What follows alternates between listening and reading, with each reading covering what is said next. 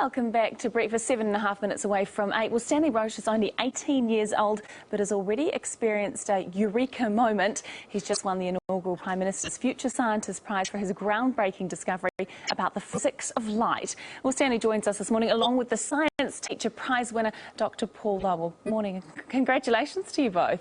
Thank you. Yeah. This is the trophy that you will be, oh, it's heavy, isn't it? Yeah, that's You'll get this tonight, won't you? Is that right? Oh, no, that's we were awarded those yesterday morning. Yes, and there's another prize given tonight as well. Yeah, that's right. That's for yeah. Fantastic, very, very nice. Sandy, let's start with you. You've been interested in science for a long time? Yeah, I have. Yeah, I just always as a kid I just wanted to know what's going on behind things. So I think yeah. You sort of, we all see things, I guess, at times that make us think, oh, I wonder why that happens. You take it a step further and you try to find out. Yeah, I suppose I do. Yeah. Pass me this large steel rod we've got here, because this is significant in your winning this prize. Yeah. What did you do with this? Well, basically, if you look down a tube like this, it's shiny on the inside.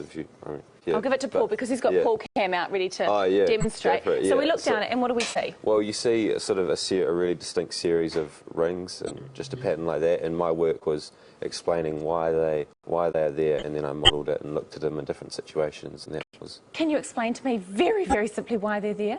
Well, basically, the rings are reflections of the end of the tube, and you get a whole set of them as you get more and more reflections of the light, so you're getting it bouncing at all weird angles, and that's what. This is significant because what will this possibly help in the future? Well, it could apply. I mean, if you can get tubes small enough, I'd have to look into it, more. But it might apply in areas like medical imaging, where if you could get a really small tube, it would be helpful to get a lot of information through that small gap.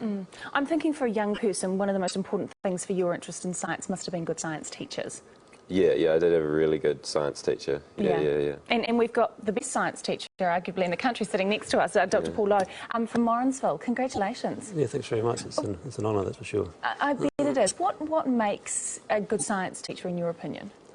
There's lots of things, but in this particular case, it's my work with students and their teams and students doing research, assisted by my good science teaching team back home. But how do you make it interesting for the kids? Because there will be kids who don't have the sorts of interest, obviously, in science that Stanley has.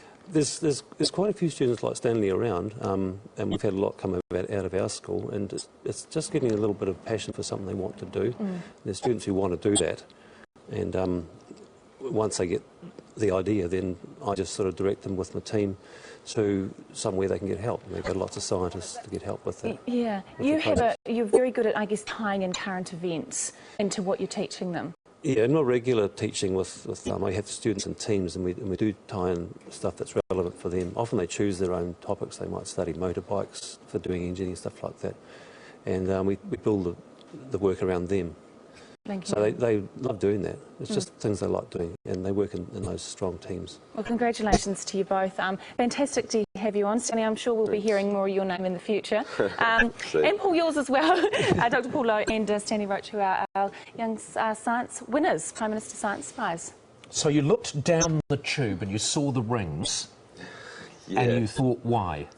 Yeah, well, I took part in another tournament, a physics tournament a while back, and this was one of the problems, and I worked on it, and then after that competition finished, I just kept going. Couldn't finish. So has no one ever done that before? Well, apparently not, yeah. Because I know, and probably there'll be lots of people watching now, who've looked down tubes and seen rings, and you can see, they're not hard to see, and I thought, well, that's weird, but I never thought, I wonder why. There you have it, someone who asked. That's why I'm just sitting on TV, I suppose, and you got a $50,000 prize. Imagine if the tube had been longer, you might have got $100,000.